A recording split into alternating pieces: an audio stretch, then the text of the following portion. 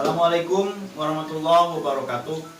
Alhamdulillah adik-adik semua, Bapak di kesempatan ini bisa berjumpa lagi untuk melanjutkan materi mata pelajaran anatomi fisiologi. Dan di kesempatan ini Bapak masih membahas tentang bab sistem pencernaan, ya. Dan di bab sistem pencernaan ini Bapak akan membahas lanjutan sebelumnya tentang pemeriksaan fisik, ya. Ada sebelumnya pemeriksaan fisik diagnostik, pemeriksaan penunjang diagnostik, dan sekarang pemeriksaan fisik pada sistem pencernaan, ya. Nah, ini pemeriksaan fisik pada sistem pencernaan, ya.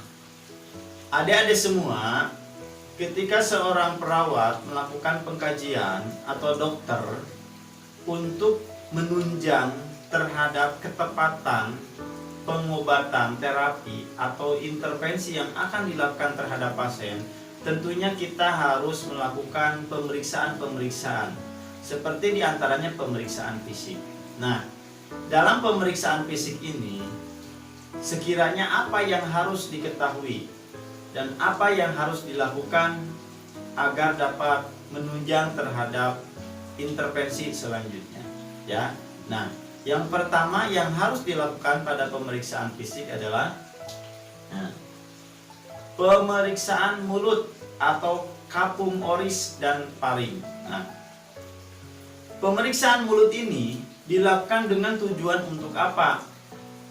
Yaitu untuk menilai ada tidaknya trismus, ya, atau sulit membuka mulut secara normal.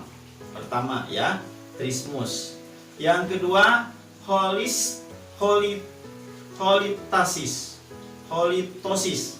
Apa itu holitosis? Itu biasanya bau napas yang tidak sedap yang timbul dari pasien, ya.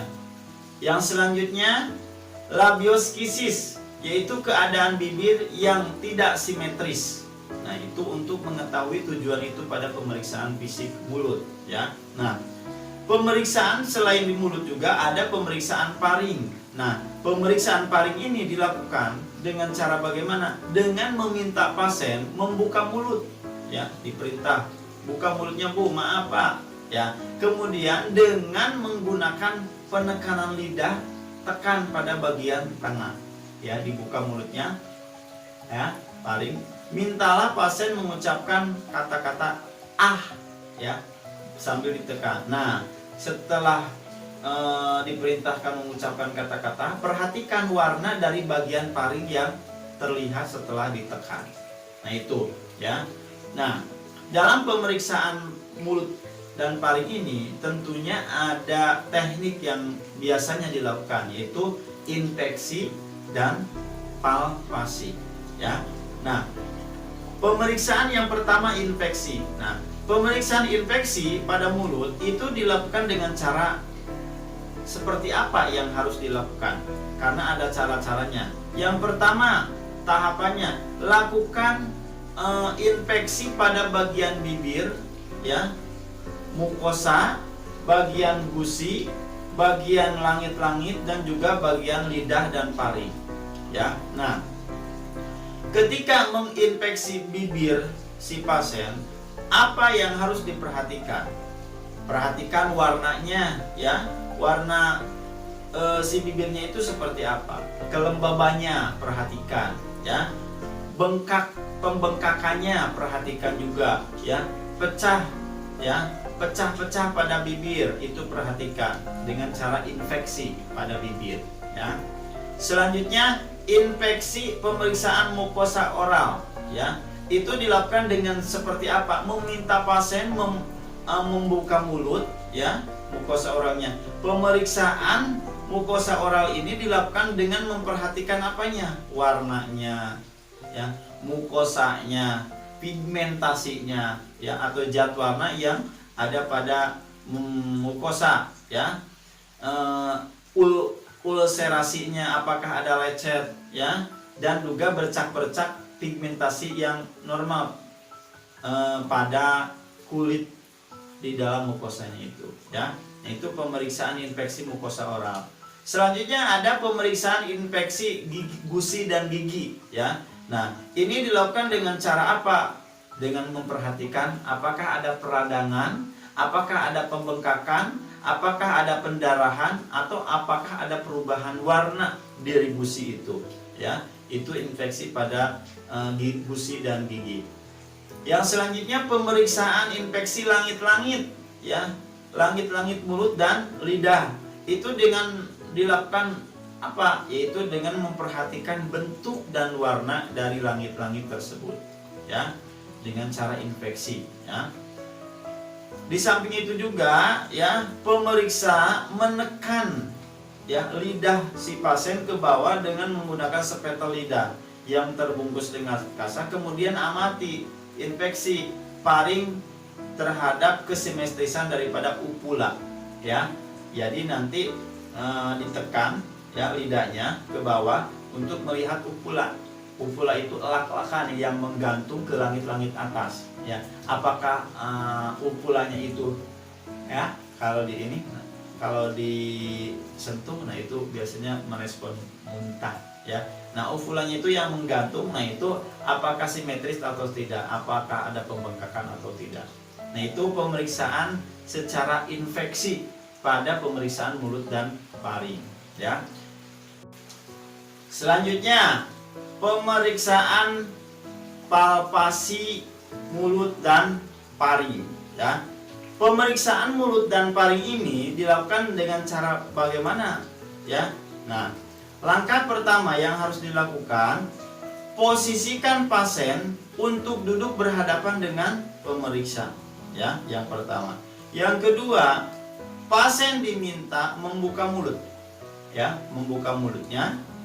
Selanjutnya Pak pemeriksa memegang pipi, ya.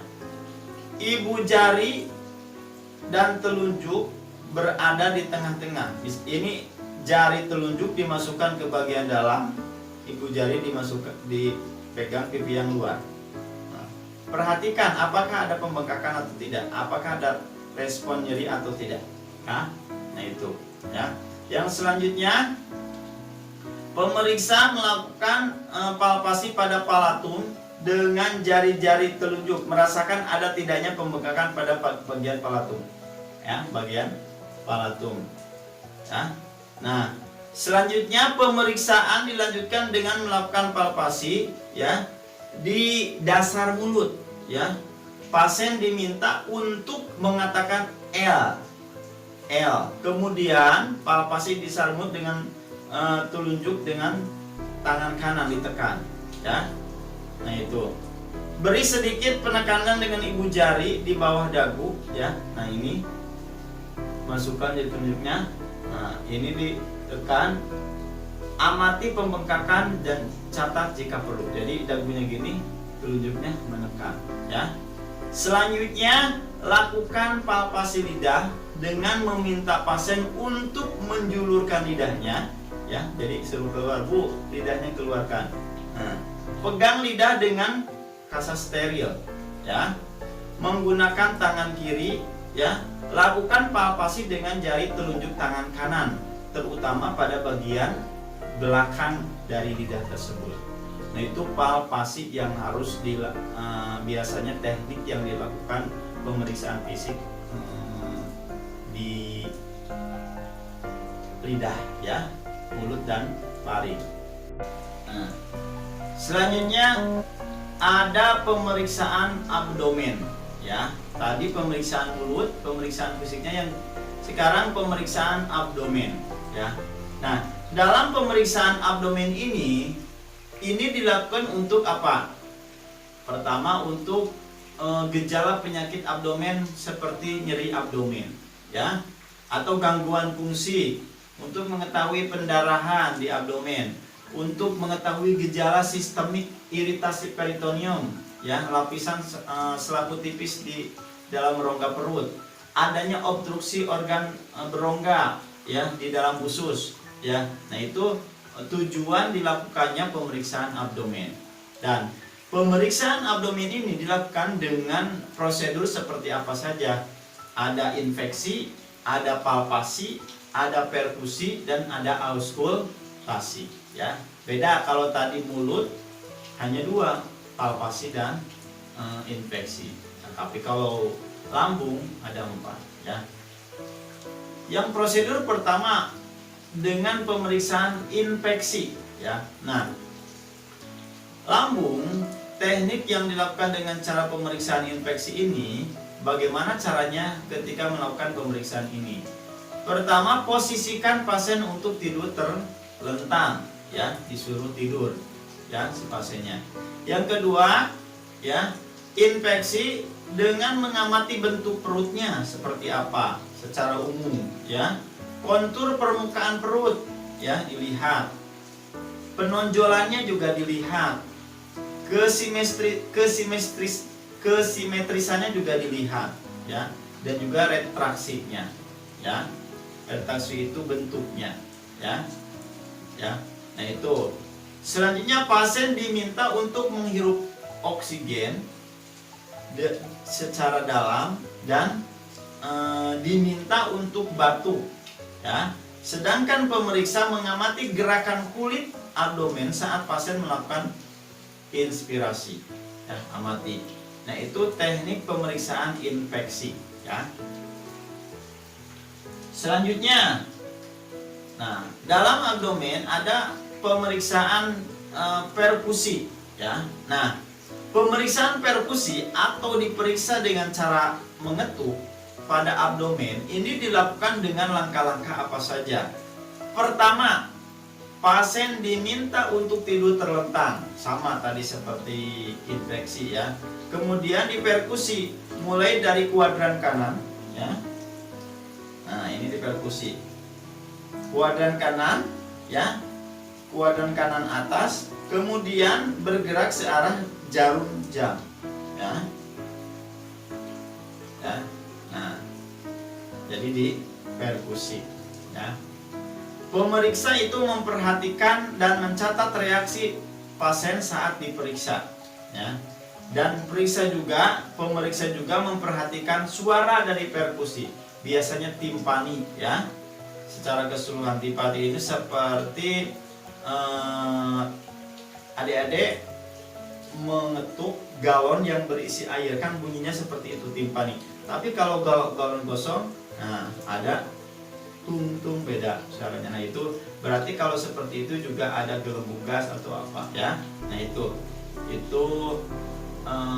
dengan cara pemeriksaan perkusi, ya. Nah, selanjutnya ada pemeriksaan palpasi atau pemeriksaan dengan teknik perabaan yang dilakukan pada pemeriksaan daerah abdomen. Nah, langkah-langkah apa saja yang dilakukan ketika melakukan pemeriksaan palpasi ini, ya.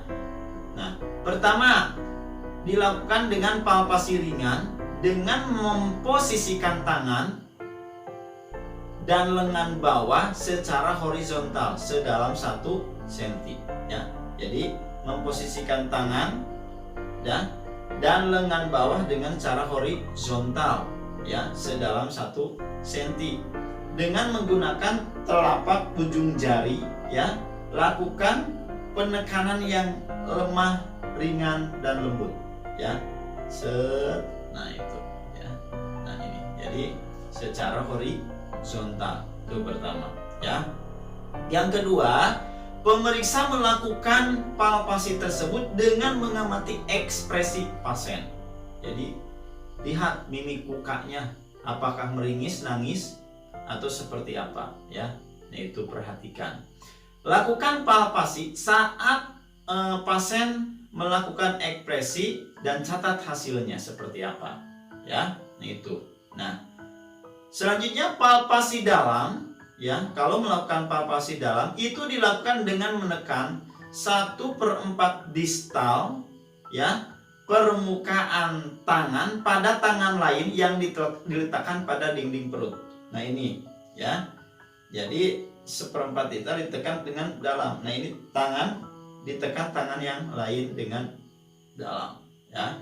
Nah, tuh, ya, kalau palpasi dengan cara dalam, dengan ditopang dengan tangan lain diletakkan di atasnya, ya. Tuh. Dan palpasi dalam itu juga boleh dilakukan satu, ya, satu ini, atau satu tangan, atau bisa juga dilakukan dengan dua tangan. Nah, ya, ditekan, lihat reaksinya mana area yang terasa sakit. Nah, itu teknik yang dilakukan dengan cara pemeriksaan abdomen perabaan dengan palpasi, ya. Nah, selanjutnya ada pemeriksaan auskultasi, ya. Pemeriksaan auskultasi ini juga ada langkah-langkah yang harus dilakukan, ya. Nah, kalau auskultasi ini, langkah yang pertama yang harus dilakukan adalah pemeriksa menyiapkan stetoskop. Nah, seperti ini, ya. Pemeriksa menyiapkan stetoskop, ya. Tapi sebelum pemeriksaan auskultasi ini, tanyakan jam terakhir pasien makan, karena akan mempengaruhi suara-suara yang ada di sekitar lambung, ya. Nah, dan tentukan bagian stetoskop yang akan dipakai, ya. Kalau biasanya untuk memeriksakan suara di usus ini menggunakan diafragma yang bagian stetoskop ini. Tapi ketika bagian ini bel namanya, itu untuk mengetahui suara pembuluh darah, ya. Nah, caranya bagaimana? Nah, dengan melakukan pemeriksaan stetoskop pada area dengan tekanan yang lebih ringan, ya. Dengarkan suaranya, yaitu suara peristaltik yang aktif atau bising usus. Kemudian catatlah frekuensinya dalam 1 menit. Nah, biasanya nanti kedengaran, ya. Bising ususnya itu akan tampak kedengaran oleh telinga kita. Nah, itu namanya pemeriksaan yang dilakukan dengan cara pemeriksaan auskultasi, ya. Dan auskultasi ini bedanya dengan pemeriksaan lain menggunakan alat, ya, yang namanya stetoskop, ya. Nah, selanjutnya ada pemeriksaan esofagus, ya. Nah, pemeriksaan esofagus ini dilakukan dengan cara apa saja? Pemeriksaan pertama, pemeriksaan barium. Yang kedua, pemeriksaan manometri. Yang ketiga, pemeriksaan uji Bernstein, ya. Nah, pertama pemeriksaan barium. Pemeriksaan barium ini dilakukan dengan meminta pasien, ya, meminum barium yang telah disediakan, ya. Nah, perjalanan barium dari mulut menuju lambung, nah, dan melewati kerongkongan itu dapat diamati dengan fluoroskopi, yaitu sebuah sinar X atau rongsen. Nanti si barium itu tampak kelihatan. Nah, dan si dokter itu dapat melihat ada tidaknya kontraksi atau kelainan pada kerongkongan, sehingga si cairan barium ini yang telah ditelan oleh pasien itu dapat menunjukkan kelainan pada selaput kerongkongan, ya. Nah, sehingga apa kelainannya? Kantong kerongkongan apakah terjadi erosi, ulkus, ya, varises di kerongkongan, dan tumor, ya. Nah, itu dilakukan dengan pemeriksaan barium untuk esofagus. Yang kedua, manometri, ya. Nah, pemeriksaan esofagus dengan manometri ini dilakukan dengan memasukkan tabung ke dalam kerongkongan, dan manometri ini dapat menentukan kontraksi kerongkongan apakah normal atau tidak saat mendorong makanan. Dan manometri ini juga dapat menentukan pH di kerongkongan si pasien, ya. Nah, itu.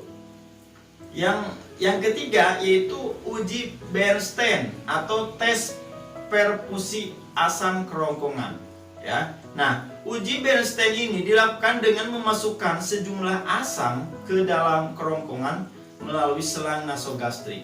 Tujuannya untuk apa prosedur ini? Ya, ini untuk menentukan nyeri dada karena iritasi asam, apakah terjadi atau tidak, ya, peradangan yang terjadi pada kerongkongan dengan dilakukannya uji Bernstein ini, ya. Nah, itu. Nah, selanjutnya ada yang namanya pemeriksaan lambung, Ya. Pemeriksaan lambung ini dilakukan melalui pemeriksaan darah. Untuk apa? Untuk mengetahui ada tidaknya antibodi Helicobacter pylori, salah satu penyebab penyakit pada lambung. Ya. Dan juga dapat dilakukan di pemeriksaan lambung ini dengan pemeriksaan feses, ya. Selanjutnya juga endoskopi saluran cerna. Endoskopi itu nanti dilakukan pemeriksaan penelusuran dengan alat yang dimasukkan ke dalam saluran pencernaan, dan di dalam endoskopi itu ada kamera, ya, elastis berupa kawat, ada kamera tampak kelihatan keadaan yang sebenarnya terjadi di saluran cerna, ya, bisa untuk menjepit, menyapit organ-organ obstruksi yang bermasalah. Nah itu, ya, itu dilakukan endoskopi di saluran pencernaan, itu di pemeriksaan lambung, ya. Selanjutnya, ya, nah ada pemeriksaan usus halus, ya. Pemeriksaan usus halus ini itu dilakukan melalui CT scan dan pemeriksaan darah, ya. Nah itu bisa nampak kelainan yang terjadi di usus halus dengan dilakukannya CT scan, ya. Lalu pemeriksaan usus besar dan rektum. Nah ini dilakukan dengan prosedur endoskopi, memasukkan alat ke usus besar dan nanti dilihat kondisinya, ya, ke wilayah usus besar itu, ya, apakah ada kelainan atau tidak, ya. Pemeriksaan anus. Nah dalam pemeriksaan anus ini dilakukan dengan langkah-langkah apa saja, ya. Tahap pertama dalam pemeriksaan ini, posisikan pasien untuk tidur berbaring dengan posisi miring ke salah satu bagian sisi, kalau bisa ke kiri, ya. Nah tutuplah bagian tubuh yang tidak diperiksa dan nampakkan pantatnya. Jadi di posisi miring, bujurnya atau pantatnya itu dilihatkan kepada pemeriksa, ya. Nah tentunya yang kedua, pemeriksa memakai handscoon, sarung tangan, ya, berizel, ya, pelumas pada bagian telunjuk, dan perlahan masukkan jari telunjuknya itu ke dalam anus, ya, ke dalam anus dan rektum, ya. Infeksi anusnya dulu, kemudian lakukan palpasi pada dinding rektum, ya. Palpasi dilakukan untuk mengetahui ada tidaknya nodula atau bengkak-bengkak kecil seperti jerawat, dan apakah ada nyeri tekan, ya. Nah itu setelah selesai dimasukkan tuh jari yang sudah diberi gel, tarik keluar dan amati ada tidaknya feses yang disertai darah di handscoon, ya. Apakah ada darah atau nanah dan yang lainnya, ya. Nah itu pemeriksaan pada pemeriksaan fisik sistem pencernaan, ya. Dari mulai pemeriksaan di mulut, pemeriksaan di lambung, di esofagus, di lambung, di usus, ya, di anus, dan semuanya itu mudah-mudahan materi yang Bapak sampaikan ini bisa dipahami oleh adik-adik semua, ya. Itu saja mungkin yang Bapak sampaikan, mudah-mudahan bisa dipahami, dan selanjutnya nanti dilanjutkan dengan bahasan selanjutnya. Terima kasih atas perhatiannya. Wabillahi taufiq wal hidayah. Wassalamualaikum warahmatullahi wabarakatuh.